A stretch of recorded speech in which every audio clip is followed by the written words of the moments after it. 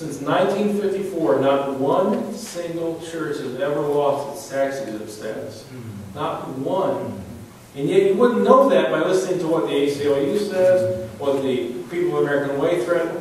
Only one church that we know of, and I get this from Dean of Liberty University Law School, has really run in trouble, and all they had to do was pay a fine. They didn't lose their tax-exempt status, and they went way beyond what I would encourage you to do tonight. What they did in 1992, they took out full-page ads in USA Today and the Washington Times saying you cannot vote for Bill Clinton because he supports abortion. And they wanted more money to run more ads, and it was their church running the ad. Well, they got in a little bit of trouble, but they didn't lose their tax-exempt status. I think they had paid a small fine, which they were perfectly fine with. They're still a church in existence today. No effect. In 1934, the IRS first adopted lobbying regulations for the first time. Now, I operate under both these as a 501c3. In typical government fashion, what they've determined is that you cannot spend a substantial portion of your money as a church on lobbying. Now, in government terms, that they determine substantial means somewhere between 5% and 15% of your budget. So, but what that means is, if you have a church and you're a pastor, and you're only open, you're a small church, you're only open on Sundays. Let's say you operate 4 hours. 3 hours in the morning, Sunday morning, 1 hour at night operation. And that's 240 minutes. 5% of that is 12 minutes. That means you can, as a pastor, stand up for 12 minutes on Sunday morning, every Sunday, and talk about what's going on in the Indiana General Assembly. Now, I have never in my life, in the church that I've been part of, seen a pastor spend 12 minutes in a year talking about legislation.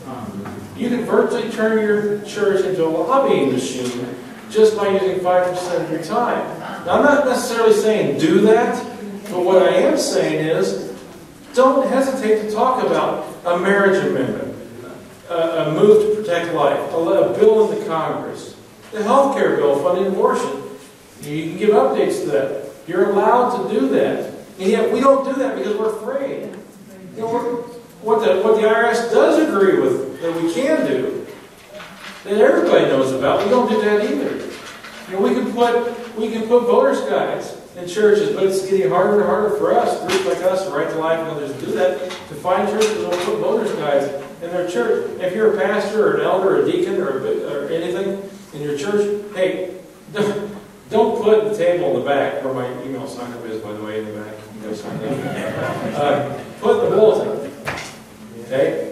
Be aggressive, because if you don't talk about it and encourage it, people won't pick it up. Let me talk about one other thing real quick, and I'll wrap this up. There's a story, and I just want to update you all because some of you are on my email list. And I just take this as an example of what the other side wants for us. And Peter mentioned Goshen. I was up here until 1:30 in the morning one night, 6 months ago or so, when the Goshen City Council was considering an ordinance to elevate sexual orientation to the same moral equivalent of race, skin color. Okay? Now, it is a fact, and no people disagree with me, I know people that elevating a behavior to something that is changeable, that can be left, that can be, through the power of Christ, people have left that lifestyle. Elevating that to the same thing as race and skin color causes all sorts of problems. And we brought up situation after situation before. I did it in Indianapolis 5 years ago, did it in Fort Wayne, Lafayette. You remember, Dave, we did this years ago. We've always talked about how these ordinances are used to silence speech. In Philadelphia, they passed a sexual orientation ordinance in the city, and they kicked a Boy Scouts out of a building they'd been in for 100 years. They go all the way up to the circuit court before they could get the building back and get their rights back. We've had example after example of how this hurts the Salvation Army, schools, basically Boy Scouts, anyone who disagrees with homosexuality. In Indianapolis, we now have a new example of this. They passed an ordinance 5 years ago. In typical political fashion, we defeated it twice. They came back, they didn't give up. The other side never gives up. They came back a few days before Christmas when no one was paying attention. The author of the bill traded his vote for a police consolidation bill, so they could get that passed. And he got the votes he needed by 1 to pass a sexual orientation ordinance. Alliance Defense Fund, Liberty Council, others said, this is a problem. This will inhibit speech. Well, now we have an example. Just Cookies Bakery in the city market, a small business you could fit in this auditorium. Small family-owned business that's been there for 20 years, long before the ordinance passed. Homosexual activists approached it from the campus of IUPUI. Said, we want you to design specially baked cupcakes. Now, I don't know why they went to Just Cookies to get cupcakes, but they wanted rainbow design cupcakes. Maybe it was a setup, we don't know. It was, yeah, it was. And the other said, no, you can buy cookies off the shelf, do whatever you want with them, but I'm not going to use my talents to design rainbows and triangles and promote homosexuality on campus among young kids. I've got 2 daughters, no thank you. He didn't deny them service. He could buy cookies off the shelf. He didn't want to use his special talents to promote something. The city is now considering evicting this family, this business, from the city market when we've got 10% unemployment. They're trying to kick these people out. The Human Rights Commission is investigating whether or not they should fine this group. And what's amazing, as Pastor Bill was talking, it reminded me as I thought about this, Article 1, Section 3 of the Constitution of Indiana says, I'll have to read it on my phone because I can't read my own writing, says this: no law shall in any case whatever control the free exercise and enjoyment of religious opinions or interfere with the rights of conscience. And yet we have a law down there that's doing just that. It's not just that the business owner said, no, I won't do this. The other side wants to say, you're going to use your talents to promote something. And that's where we're headed. That's what scares me so much about churches being silent. And to close with this one example. And these, maybe you've heard me mention this before. Down in Jackson County, Seymour, where the singer lives. About an hour and a half south of Indianapolis, where John Mellencamp lives, I guess. So they say. There was a adult bookstore that tried to open on Highway 65 called the Lion's Den. It's a chain. You guys have some of them over west of here on 65. They opened the store 5 years ago in August. And as is typical when a bookstore, adult bookstore, or a liquor store, or a casino opens in a community gets upset, you might have a protest, or you might have some people come to a city county building meeting and say, we'd rather have us move somewhere else. Well, about 150 people gathered at the city county meeting and said, we don't want an adult bookstore in our town. First of all, they said they were going to be a truck stop, now they're opening as an adult bookstore. Well, the city council didn't really do anything. They were afraid they were going to get sued. And the fact is, you need to do what's right anyway, because you're going to get sued either way. They were afraid they were going to get sued and they tried to enforce the ordinance they had just passed. They just passed an ordinance. And the Lions Den was in violation of it. But they wouldn't back it up. So these folks, 150 gathered, and they protested. They didn't just protest on the weekends. They didn't just protest, when the weather was nice.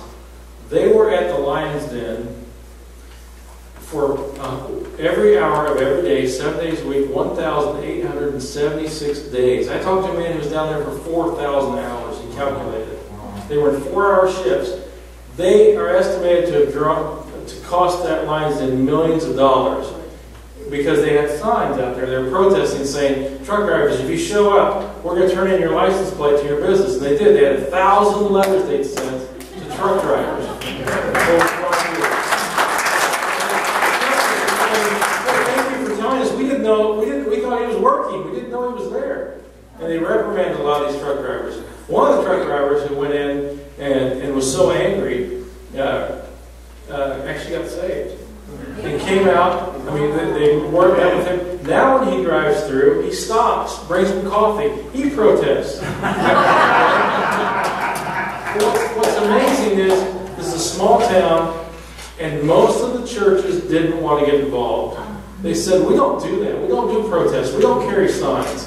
They sent out a letter to 3,000 churches asking for support. They got one church that gave them a donation out of 3,000 piece mailing. Now, when the city wouldn't enforce their ordinance because they were afraid of legal fees, these 150 people, which whittled down to about 50 people by the time this all wound up this summer, they raised over $32,000 to defend the ordinance with their own donations and their own sacrifice. And the people who said we don't do those protests because it gives us a bad image, they gave away, in 5 years, they gave away over 2,000 Bibles, led 100 people to the Lord, including a couple of employees, and they prayed with hundreds of people. When people would drive by, when they found out there were people protesting in a porn store, people would stop who weren't going to the porn store and ask these folks, we heard you were out here, will you pray with us? They had a couple come through, 25 years old, been married 6 months, they were on the verge of divorce, and they didn't know what to do, and they went and they asked for prayer. And a year later, they're married now because the church was being the church outside the four walls. These people were there.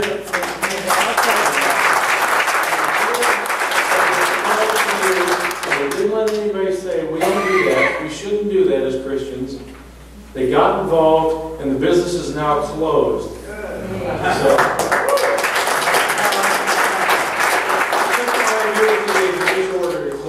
They were actually trying to sell the building because they were losing so much money anyway. But my point is, if you're called to get involved politically, now is the time. Don't let anybody tell you it's not Christian to be involved in politics. The only thing I would caution you is, politics isn't the only answer. But it is one of the answers, and it's one of the callings. So please, go out. We've got 17 days between now and the election. And then we've got to keep fighting after that because we got to hold people accountable, and there's other elections after that. That's right. But please, do what you're called to do. Don't let anybody get in your way. Do it in the Spirit of the Lord, and thank you for having me today.